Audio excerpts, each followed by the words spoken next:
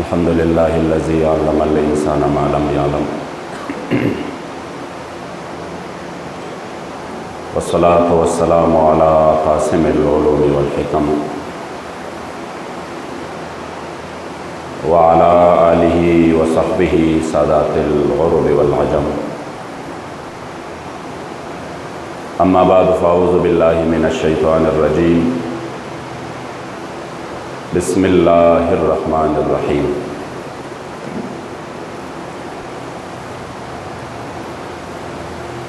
क़ाल अल्लाहु तबारक व तआला फ़ी कलामिल मजीद व फ़ुरक़ानिहिल हमीद।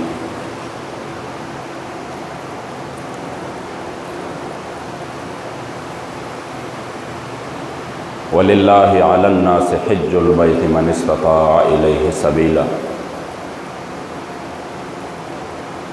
सदक़ल्लाहु मौलानल अज़ीम व सदक़ रसूलुहुन नबियुल करीमुल अमीन।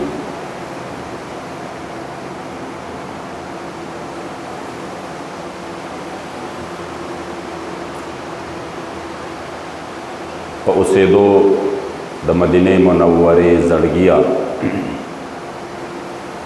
फ़उसीदो द मदीने मुनव्वरे ज़ड़गिया। ढेर मलामत शुए छि ژوندے गर्ज़ नमरे ज़ड़गिया।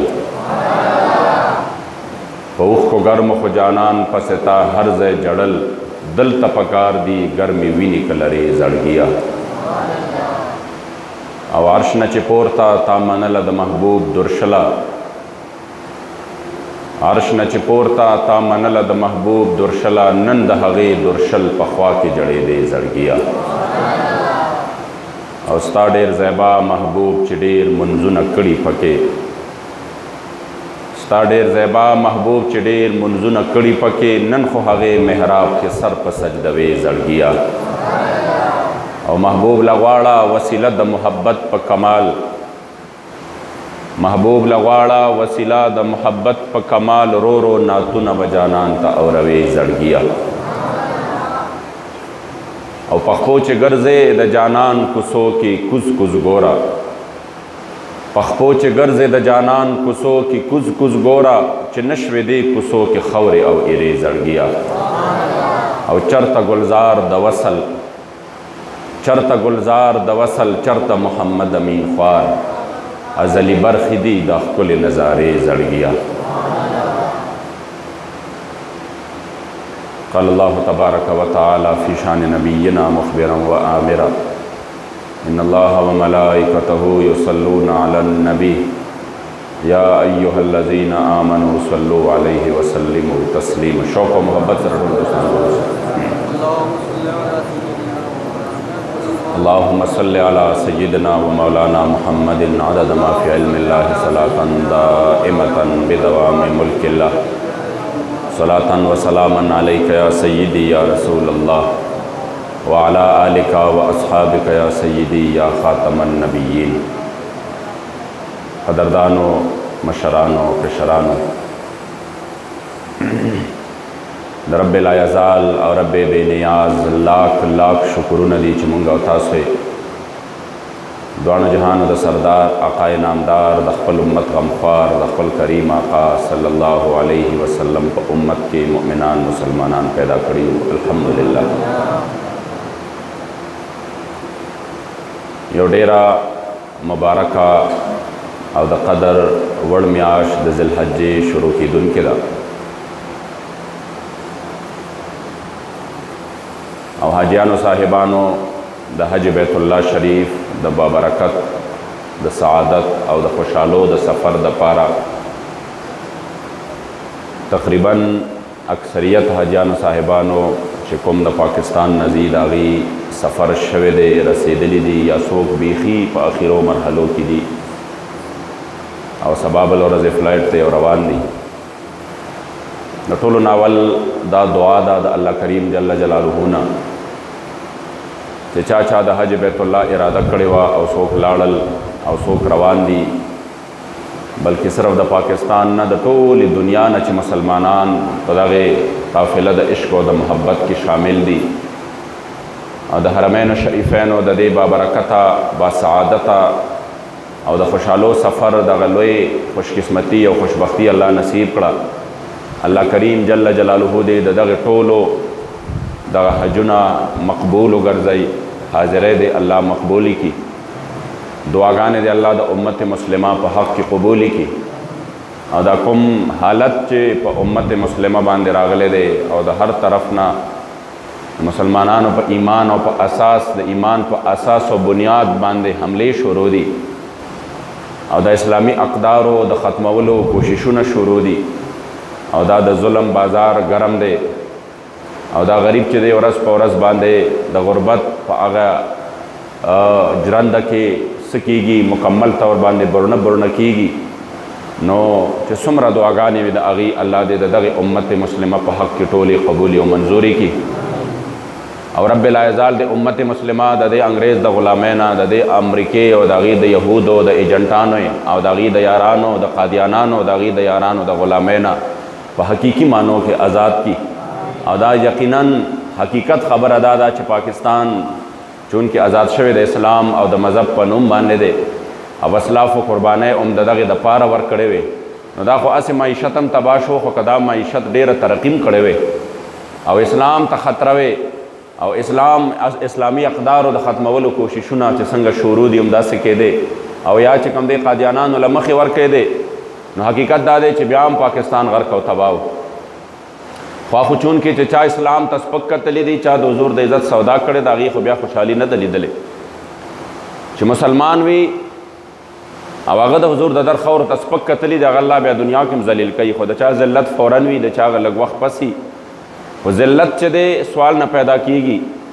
چې چا د خپل نبی د عزت سودا وکړه هغه به بچ پاتې شي، بچ پاتې کېدل نشته، سوال نه پیدا کیږي. خو دومره دا چې چا ته څو ورځې مهلت وي، چا باندې په هغه ټایم باندې چې کوم دی څه راشي. خو دا یاد وساتئ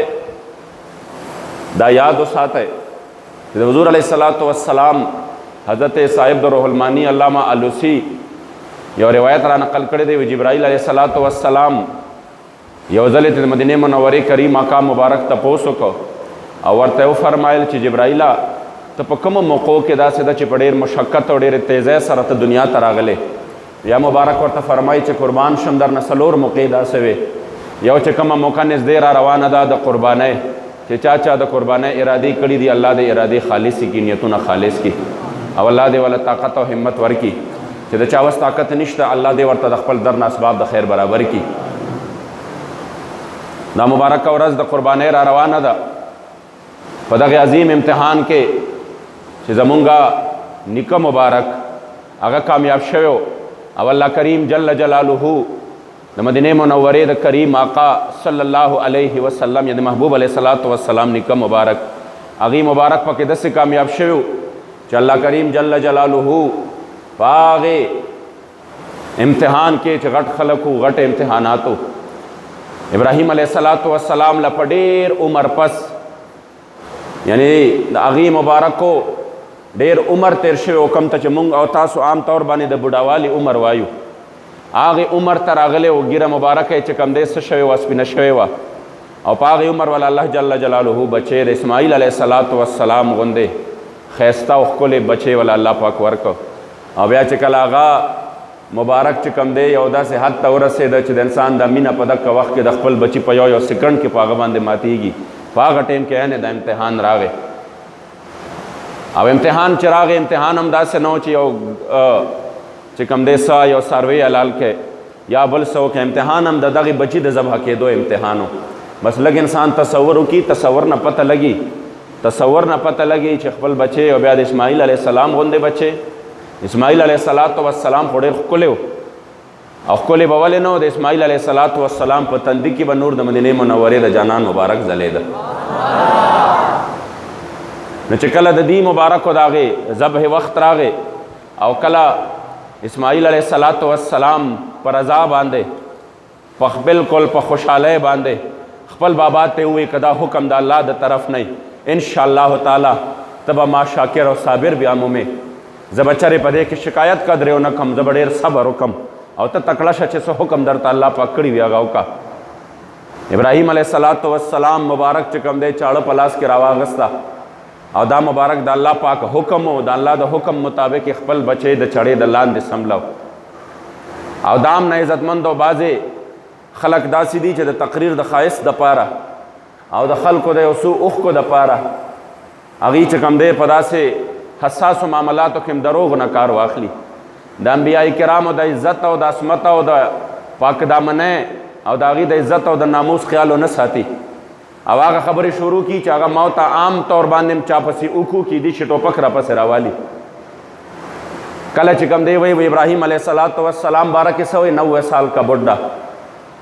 ہاتھ کامتے ہوئے، یعنی په داسې انداز باندې چې گویا کې هغه د هغه نبي د شان سره داسې نه دغه الفاظ لایق نه نوې به تاسو اورېدلي. د دې تبلیغي جماعت یو مشهور مبلغ دی طارق جمیل نومې دی. طارق جمیل نوې کلپ راغلی په هغې کې ویلي دي چې یوسف علیه السلام زلیخی بی بی څه چلو که العیاذ بالله وی مخې وله تور که او وی په خر باندې سور که او وی بیا په کوڅو کې ګرځو. دا د هغه اوسنی بیان دی. یوسف علیه السلام یادوي چې مخې وله تور که العیاذ بالله په خر باندې سور که او په کوڅو کې ګرځو. یعنی دا داسې خبره ده هر یو نبی الله داسې حفاظت کړی دی چې د داسې خبرو نه هم ساتلی دی، د داسې واقعاتو نه هم ساتلی دی چې په هغې باندې چې هغه د سپک واقعات دي سبا له پې امت ګوته نیولی شي هغه ته هغه قابل نفرت وي. دا د ایوب علیه السلام باره کې چې بعضو مقررینو تقریرونو کې ویلي دي چې داسې جسم مبارک کې داسې چینجي وشو بیا خولې پورې راورسېدل او بیا داسې وشو. دا نه عقل مني نه نقل مني، هېڅ قسم هم ثابت نه دي دا خبرې. امتحان پې و، بیماری پې وه، خو هغه داسې بیماری نه وه چې په هغې باندې ورته کلي والا وی چې شابه بس دوی پوزې پټې کړې وې چې دا بیماری مونږ ته ونه لګي او دې نه خو بوی ځي العیاذ بالله. نه داسې نه وه. نبي چې و الله په هر وصف باندې که په کوم خاندان کې راغلی دی هغه خاندان هم په هغه وخت کې د ټولو خاندانونو نه اعلی خاندان کې راغلی دی. چې کوم اوصاف الله ورکړي دي هغه هم داسې ورکړي دي چې خلک ورته هسې به سم ګوته په خوله حیران پاتې شوي دي چې په کوم ټیم کې الله جل جلاله خپل نبی را لېږلی دی په هغه ټیم کې د هغه عظمتم چا په دې وجه چا ورته ګوته نه شوه نیوې چې هغه تا خو هغه فلانې کار ګوره کې داسې خراب کار کړی دی، دا در کې بد اخلاقي ده، دا د کردار نه په هر وصف الله امتیاز او ممتاز او جدا پیدا کړي دي. نو قرآن تفاسیر را واخله، کم تفسیر دا لیکلی دي، کم آیت کریمه کې دام شته دا شته دی چې یوسف علیه السلام که جیل تم تلو که یوسف علیه السلام جیل تم تلو قرآن گواه دی چې یوسف علیه السلام په خپله د ځان دپاره جیل غوره کړی رب السجن احب څنګه دی احب الیه دغسې آیات کریمه دی چې خدایه جیل ما ته د دې معاملاتو نه دا د مصر زنانه دي زه په امتحان او ازمایش کې اچولی ما خدای د دې نه ماله جیل هم بهتر دی کم از کم د دې د ازمایش نه خو به په ارام یم. عزتمندو داسې خبرې کول دا خو بیله خبره ده. ضمن کې خبره راغله الله دې موږ د دغسې مقررینو نه او د دې د اورېدلو نه مو ساتي چې په کم باندې انسان چې کوم دی د انبیاء کرام مبارک هم بېباکه شي، په کم باندې ډمان اجړاګان یا ډمتوب کوي اجړاتوب کوي یا ناڅاپه ممبر ته وخیږي او یا لګیا وي په اسلام کې خبرې کوي چې موږ خبرې کوو نه وي دا د تبلیغ مخالفت کوي. اما څو پیرې دا ویلي دي چې پاکستان کې ظلم دا شروع دی چې د هر څه دپاره شرایط شته چرته چې ستا چې کوم دی تا ته د اپریشن ضرورت دی د ډاکټر په ځای باندې چرته هم چې کوم دی چا له لا نړې یو ترکان له لا نړې ګلکار له لا نړې چې راشي جي د خېټې د اپریشن وکړه د هغې دپاره ډاکټر لځې. همدارنګې چې د پټي د اوبخور ضرورت دی ډاکټر له لا نړې چې راشه زما د پټي اوبخور وکړه او زما پټي کې ګوډ وکړه. همدارنګې چې د نوکرو خبره یې تا ته وایي سی وي راوړه ستا چې کوم دی ایکسپیرینس څومره دی ستا په دې کې تجربه څومره ده. واحد دین دی چې دین سره دا ظلم شروع دی چې د ملک یو کرکټر او صرف کرکټ زده دی خاتم النبیین مولا نه ورځي صرف کرکټ زده دی روحانیت لفظ باندې هم نه پوهېږي او زه وایم چې که چاته نه دعای قنوت واوره او دعای قنوت به مولا نه ورځي کیدای شي مونځ هم مولا صحیح نه ورځي هغه راغلی چې شروع شي د اسلام خبرې کوي ریاست مدینہ کې دا چلو ریاست مدینہ کې دا چلو او ریاست مدینہ صرف د هغې یهود او هغه د میثاق مدینہ ذکر کوي چې د یهودو سره په هغې کې څه شوی وی د هغې سره معاهدې شوی وی لګیا دی وخت په وخت کله وایي صحابه کرام مبارک وایي دا ډرپوک کله مال غنیمت ته چې کوم دی لوټ مار وایي او همدارنګې چې کوم دی کله حضور باره کې الفاظ استعمالوي وایي حضور هم لیبرل کله وایي څنګه چې الله خپل نبي تیار او داسې ما تیارې دا هغه خبرې دي چې دا ښکاره دي دا په میډیا باندې اوس هم موجود دي پوهېږئ پې کله وایي چې حضور باندې وحي نه راتله وایي حضور وایي چې زه جوړ لیونی شوم العیاذ بالله کله وایي الله چې کوم دی په 27 رمضان باندې پاکستان چې کوم دی پیدا یعنی جنم دن چې څه ته هغه د چا نه پیدا کېدل وایي چې هغه د لم یلد ولم یولد باندې ماشوم هم پوهېږي الله پاک گویا کہ العیاذ باللہ پختو کې دا مطلب دا چې د خپل یعنی د ځان نه د جسم نه پاکستان پیدا کړ جنم دن دیته وي همدارنګه عزتمندو دا ولې وجه دا ده چې دا اختیار مونږ هر چاله ورکړی دی څوک د دین د الف نه په ب باندې نه پوهېږي یا یو شی وي چې د دین سره تعلق نه یا صاف یا ناصاف ټول دین جوړ شي بس الله کریم دې مونږه په دین پورې د دې ټوکو د دې لوبو نه وساتي دا ډېرې لویې ټوکې دي دا ډېرې لویې لوبې دي چې هر یو انسان راشي او هغه چې کوم دی څه چلو شي په دین کې خبرې شروع کړي چې ته یو عالمان بیا د هغه څه کوي نشاندهي کوي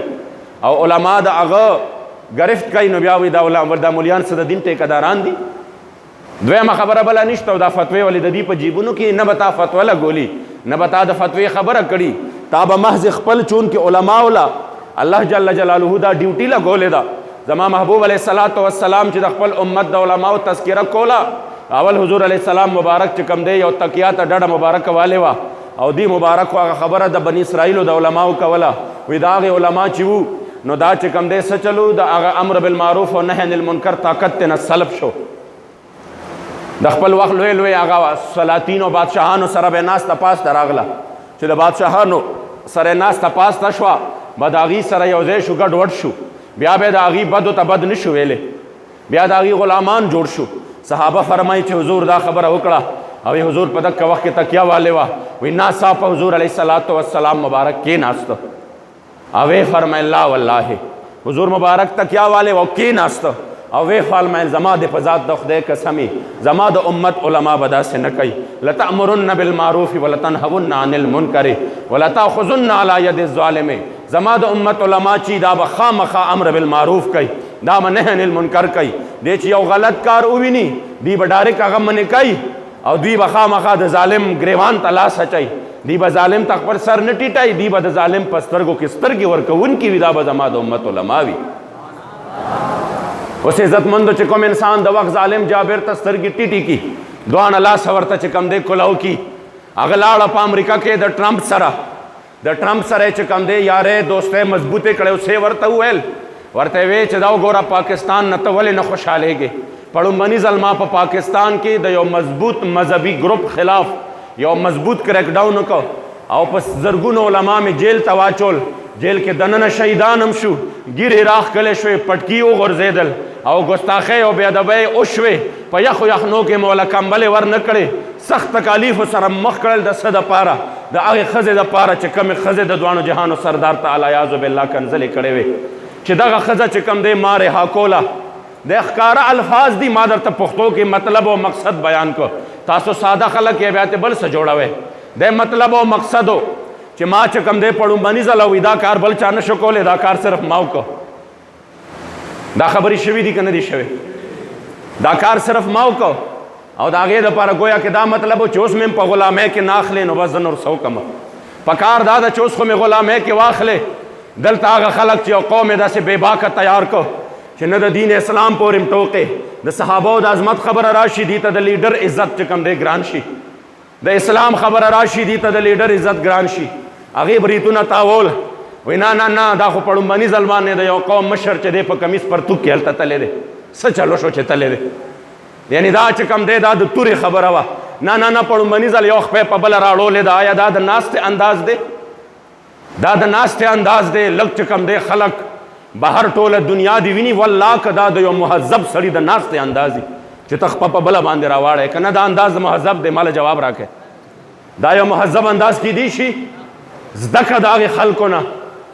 زده که د هغې خلکو نه چې چا چې کوم دی عمر فاروق رضی الله تعالی عنہ مبارک په خپل لباس کې راځي صحابه ورته وایي قربان د لویو لویو رومیانو لښکر چې کوم دی د هغې مشران را روان دي عمر فاروق صاحب ورته وایي تاسو ته څه پته ده الله چې موږ له عزت را کړی په دې لباس کې د اسلام د خاطر یې را کړی نن خو د اسلام خو نوم نشان او تصور هم ورک شو نو ولې به څوک چې کوم دی بیا دغې خبرو ته څه چلو کي هغه لګیا شو هغه سوداګانې کولې هغه ښکاره د حضور د عزت او د ناموس سودا په خپل ځان باندې راواړوله او ښکارې ووي چې دغه هسې عملونه مونږ درکړه مونږ رها کړه او مخامخ چې کوم دی دته په 100 کیلومیټره کې د قوم مظلوم او مجبوره خور عافیه صدیقي هغه فریاد چې کوم دی چا واو نرېده د هغې هغه آه و بکا چا واو نرېده د هغې باوجود هم عزتمندو خلک چې کوم دی خلکو ځان باندې خپل لار اچولي دي هېڅ هم نشته وی هر څه ټیک ټاک روان دي عزتمندو الله کریم دې زمونږ په حال باندې رحم وکړي خبره مې درته د دین باره کې د بې باکۍ کوله چې داسې نه ده پکار ابراهیم علیه السلام مبارک چاړه ښه په جرت سره ښه په استقامت سره په خپل بچي باندې کېښودله خدا د الله جل جلاله د طرف نه امتحانو چرته داسې کېدی شوه چې په کوم صلب کې د مدینې منورې د جانان نور مبارکو هغه د دغې چړې د لاندې راولې وې وفدیناه بذبح عظیم د دغه آیات کریمه په ضمن کې مفسرینو دا خبره لیکلې ده چې دا ذبح عظیم چې کم دی د الله کریم جل جلاله د طرف نه چې دا ذبح عظیم ورته ویل شوی ده د هغې وجه څه وه د هغې وجه دا وه چې ذبح صرف د اسماعیل علیه السلام نه وه ذبح د هغه اسماعیل علیه السلام په صلب کې چې کوم نور د مدینې منورې د جانان مبارکو او د دې آیات د دې حدیث کریمه کې هم ذکر راغلی دی زما کریم آقا فرمایي انا ابن الذبیحین زه بچی د دوو حلال کړی شوی یم زه د دوو حلال کړی شوو بچی یم نو موږ ته خو دا پته ده چې یو حلال کړی شوی څوک و چې چا باندې چاړه راښکلې شوې وه هغه خو چې کوم د اسماعیل زمونږ او ستاسو چې کوم دی د مدینې منورې د کریم آقا مبارک حضرت سیدنا اسماعیل علیه السلام بل ذبح شوی څوک و ذبح کړی شوی گویا که ذبح خو نه کړی شو خو د ذبح دپاره منتخب شو د ذبح دپاره سملولی شو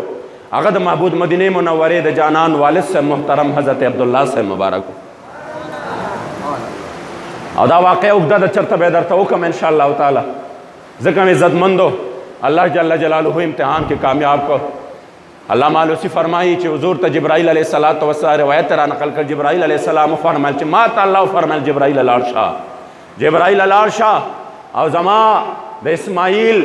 په مرۍ باندې چاړه پرته ده او د هغې نه وړاندې دغه د جنت ګډورې چې کوم دی د هغې د لاندې کېده چې دغه ذبح شي زما د اسماعیل چې کوم دی څه بچ شي د هغه مرۍ بچ شي او دویمه هغه موقع وه چې د حضور علیه السلام مخ مبارک زخمی شو او چې کله د دې نه وینه روانه شوه ما ته رب العزالو فرمیل جبرائیل لاړ شه زما د په خپل عزت او جلال باندې قسم وي که زما د محبوب وینه په ځمکه باندې د هغې یوه قطره توی شوه په مخ د ځمکه باندې به زه یو شین بوټ هم زرغون نه کړم نو چې کوم خلک د حضور د عزت او ناموس پسې شوي دي چې کومو خلکو د حضور د عزت او ناموس سودا وکړه تاسو څه خیال دی چې هغه خلک به بیا دا ملک صحیح کي یا به دا ملک ښه ورځ وویني سوال نه پیدا کېږي دا خو موږ ځان له په ډېرو خبرو باندې اسړه ښه کوو یو عزتمندو د دغې قربانۍ عظیمه موقع چې هغه را روانه ده مانه موضوع بل طرف ته ځي انشاءالله بیا به پې بحث وکړو او یو عزتمندو ډېره غټه موقع د حج بیت الله را روانه ده حج چې کوم دی یو داسې مبارک سفر دی یو داسې بابرکته سفر دی او یو داسې اهمه فریضه ده چې نور عبادتونه اکثر داسې دي چې یا مالی دي او یا جانی دي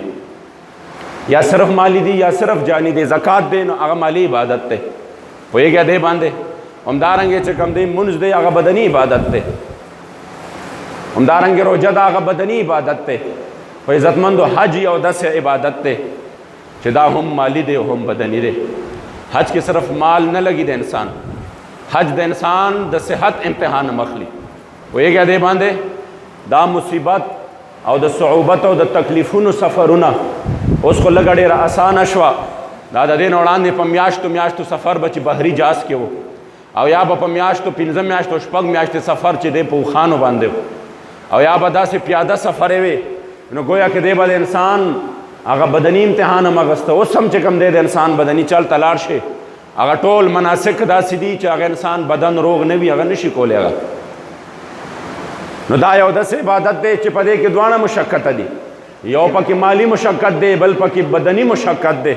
او دا تاسو ته هم پته ده چې په کوم عبادت کې مشقت ډېر وي د هغې عبادت اجر هم ډېر وي د هغې عبادت څه وي اجر هم ډېر وي جهاد کې مشقت ډېر دی د هغې اجر ته یو عبادت هم نه وررسي ولې چې پاغې کې د مالم قرباني ده، پاغې کې د جانم قرباني ده، پاغې کې د خپل اولاد او د بچو قربانیم ده. ځکه عزتمندو چې کله انسان د حج بیت الله د پاره روان شي نو دا یو داسې سفر دی، مالیم دی، جانیم دی، چې کوم یو عبادت مالیم وي او جانیم وي. نو بیا زما جانان فرمایي چې چا حج وکړو او د فسق او فجور نه ځان وساته، نافرمانو نه ځان وساته او دا مناسک پورا وکړل او چې کوم دی په عقیده باندې وکړل، حضور مبارک فرمایي هلته کې با ادب خپل حجرې ولګوله. زما جانان فرمایي چې دا حجي د دغه حج نه واپس راځي، دی په داسې حالت کې واپس کیږي، دی په ګناهونو باندې ککړ تللی وي، خو چې واپس راځي په داسې حالت کې واپس راځي چې گویا کې څنګه یو بچے د خپل مور نه بې ګناه پیدا شي، معصوم پیدا شي. حجی چې د حج بیت الله نه واپس راځي، الله جل جلاله هم دقه رنګې د ګناهونو نه پاک را لیږي. دا عزتمندو الله کریم جل جلاله دغه خپل کور له او څه د عشق او د محبت سفر دی. ټول علماو لیکلي دي چې د حج سفر صرف د عشق او محبت سفر دی، خالصتاً. ډېرې خبرې داسې دي عبادات چې په هغې کې د انسان عقل، سوچ او فکر دومره کار کوي چې زه صحیح ده که روژه نیسم یو طرف ته د الله حکم دی، بل طرف ته پکې زما د وجود او زما د معدې اصلاح ده. پوهېږئ دې باندې که زکات ورکومه یو طرف ته د الله حکم دی، خو په دې زکات باندې بل طرف ته د یو غریب کور آبادېږي. هغه بله خبره ده چې دا خبرې اوس ختمې شوې چې کله مونږ زکات ته شا کړه مونږ باندې ټیکسونه راغلل، ظالمانه ټیکسونه. 2.5% زکاتو نن سبا 19% ته ټیکس ورسېده او 2.5% هم د چا نه و، د غریب نه نه، د مالدار نه. پوهېږئ دې باندې اسلام چا باندې ظلم نه کوي. نن چې کله تا اسلام ته شا کړه نو دغه کفري نظام، دغه ظالمانه او جابرانه نظام ستا د ماشوم بچے ایله چې کم دی لا ستا غېږې ته راغلی دی، هغه هم مقروض کا، هغه هم قرضدار کا. ولې چې مونږ اسلام ته شا کړه او څه چلو شو، هغه غریب سړی چې د هغه خپله د یوې ورځې د روټۍ درک نه لګېږي هغه هم ټیکس ورکوي، په هر یو شي کې ټیکس ورکوي، په روټۍ کې ټیکس ورکوي، دالو کې ورکوي، په وریجو کې ورکوي، غنمو کې ورکوي، اوړو جوارو کې، پیازو کې، ټماټرو کې، په هر څه کې ټیکس ورکوي. وجه څه ده عزتمندو؟ مونږ اسلام ته شا کړه. الله جل جلاله دې زموږ د اسلام سره مینه نصیب کړي. نو ځینې عبادتونه داسې دي چې هغه بدني پکې انسان سوچ کوي، په هغې کې دنیاوي منفعت هم ښکاري د الله د حکم د منلو سره سره. مګر چې کله ته حج له روان شې نو د هغې دا ټول مناسک عجیبه عجیبه دي. سمې دمې تیارې ښکلې کپړې دې اچولې وي، ګنډلې شوې، هغه وباسې او 2 ناګنډلې شوې څادرې واچوې. همدارنګې مزېداره ټوپۍ او قلا او پټکې دې په سر هغه لرې کې. همدارنګې ښکلې ښکلې زلفان دې وي، هغه ټول په هغې باندې بیا سر راکاږې، په هغې باندې پترې راکاږې او کټې کې. همدارنګې چې کوم دی چپلې دې وي، بوټان دې وي، هغه هم وباسې. یو عجیبه د لیونو حالت د ځان باندې جوړ کې او یو داسې حالت جوړ کې چې نه چې کم دی ګنډلې شوې جوړه چولې شي او په یو داسې حالت کې روان شي. عقل دا وي دی کې څه فایده ده؟ عشق ورته وایي چې فایده پکې دا ده چې بس د الله جل جلاله حکم دی، د الله جل جلاله څه دی؟ حکم دی. که عقل درته وایي چې یاره دا سمې دمې جامې دی ولې وښکلې، په احرام کې خو بلا ګران کار دی، عقل ورته وایي په آرام کښېنه، دا د عشق خبرې دی چې زما رب حکم دی، که دنیاوي منفعت شته او که نشته، زما د رب حکم دی، زه د رب حکم ته غاړه ایږدمه. چې کله انسان بغیر د حرص نه، بغیر د لالچ نه، بغیر د منفعت دنیاوي نه د الله حکم ته غاړه کیږي او په هغې باندې عمل کوي، بیا الله ډېر غیور ذات دی. بیا به د خپل کور نه په داسې حال کې واپس رالیږي، داسې میلمستیا به وله کوي چې د ده په جسم باندې به د ګناه یو بوج هم نه وي، الله به یې داسې رالیږي. دا خو مې درته صرف یو ووې، هر یو مناسکو کې چې هر څه ته ګورې چېرته د خپلو نیکانو دوستانو یاد در باندې الله پاک را تازه کوي. کله در باندې هغه یاد په صفا مروه کې را تازه کوي، کله در باندې هغه یاد په میدان د عرفات کې را تازه کوي، کله در باندې هغه یاد چې کوم دی هغه چې کله جمراتو ته ته ودرېږې او ته چې کوم دی ویشتل کې او کنکرې ولې، کله در باندې هغه یاد هلته را تازه کوي، کله در باندې منا کې را تازه کوي، کله در باندې مزدلفه کې را تازه کوي، کله در باندې په اوبو د زمزم شریف د څکلو کې را تازه کوي، او کله در باندې میدان ته چې مخامخ د مقام ابراهیم ته چې چېرته د ابراهیم علیه السلام د قدمونو مبارک نقش دې کله در باندې الترا تازه کوي نور حسم ندی الله جل جلاله د هغه خپلو عظیم خلکو چې تیر شوي د هغې یادونه در باندې را تازه کوي او د عشق او د محبت په دغه سفر کې دې ګرځئ او بیا د عشق او د محبت سفر د مکې معظمې نه لاړ شي مدینې منورې ته او چې کله حاجیان صاحبان راځي او بیا سلام وکړي د مدینې منورې د جانان مبارک الله زما د بیت الله شریف دوران یادېږي او سر په جړا مې په سلګو سلګو حجیان یادېږي او رب العزت مولا هغه له شوق ذوق طواف کوونکو نه چې ډک و همګي به مطاف او بیا مې خوږې خوږې نارې ارمان ارمان یادېږي الله زما د بیت الله شریف دوران یادېږي او بیا 2 رکعات په مقام ابراهیم کې مولا دعا زاره پس د هغې نه په حتیم کې مولا رب العزت بیا میں هغه ستا احسان یادېږي الله زما د بیت الله شریف دوران یادېږي او پس د طوافه چې سیقل با په زمزم شو زړونه او پاک لحمو ګناهونو په قسم شو زړونه نو رب العزت بیا میں هغه ستا احسان یادېږي الله زما د بیت الله شریف دوران یادېږي او رب العزت مولا هغه د حجر اسود ښکلول او بیا ملتزم تا په سلګو سلګو له شوقه جړل په دروازه کې مې په مثل د باران یادېږي الله زما د بیت الله شریف دوران یادېږي او بیا د مدینې منورې حرم عجب شان لري هیڅ نه پوهېږم قسم پر رب عجب شان لري د محمد امین هغه دوران او شان یادېږي د مدینې منورې حرم عجب شان لري هیڅ نه پوهېږم قسم پر رب عجب شان لري بیا حج نه پس مې تله په لوري د جانان یادېږي او الله زما د بیت الله شریف دوران یادېږي د رب العزت نه دا سوال دی چې الله کریم جل جلاله د حج بیت الله دغه مبارک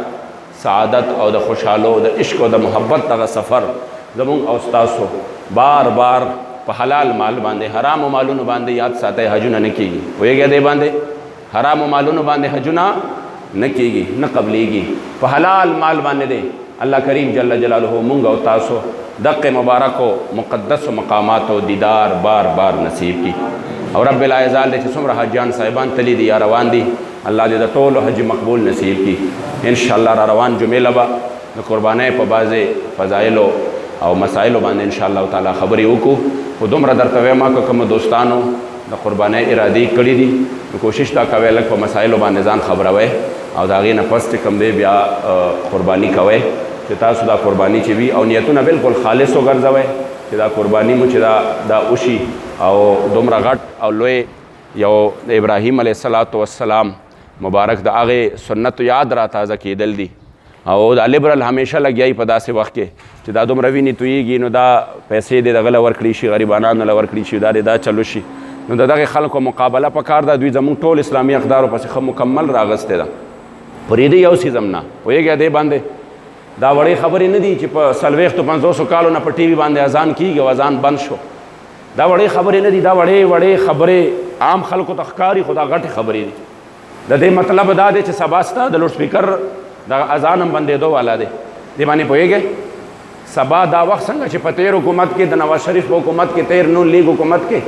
پنجاب کې څلورو طرفو نه سپیکرې کوزې کړې وې تحریک لبیک یا رسول الله راولګېد او هغې واپس بحال کړې نو دا آسان کار نو دا قدم دی دغې طرفونو ته بار بار اخلي پاکستان کې دا کوششونه شروع دي وی خوسېږه عزتمندو او الحمدلله تحریک د دغې دپاره بیدار دی انشاءالله تعالی که څوک ختم نبوت مسلې ته په کږه سترګه باندې ګوري او که څوک چې کوم دی پاکستان کې د اسلامي اقدارو د رکولو کوشش کوي د تحریک مقصد نه کرسۍ ده نه حکومت دی نه بل څه دي صرف اور صرف د محبوب علیه السلام د دین حفاظت دی انشاءالله تعالی او چې د حضور غلامانو صحاباو خپلې قیمتي ځوانۍ د حضور د ختم نبوت دپاره قربان کړې نو انشاءالله دا زمونږ ځوانۍ د هغې نه قیمتي نه دي دا زمونږ بال بچ د هغې نه قیمتي نه دی د هغې د قدم د خاورو نه هم دا ټول کائنات زار شه انشاءالله تعالی موږ به په میدان کې د دې خلاف مکمل توګه باندې ودرېږو که خیر په یو صورت کې هم بل هم چا سره څه کار هم نشته موږ وایو ملک لم ترقي ورکوئ کرپشن هم ختم کړئ لوټ مار هم ختم کړئ روډونه هم جوړ کړئ هسپتالونه هم جوړ کړئ دا ملک نظام صحیح کړئ خو چې کوم زمونږ ریډ زون د اسلامي اقدارو کې به بالکل ګوتې نه وهئ انشاءالله تعالی که دې کې تاسو ګوتې وهلې بیا به انشاءالله د حضور غلامان د دې نه رستو خبره ده دا رستو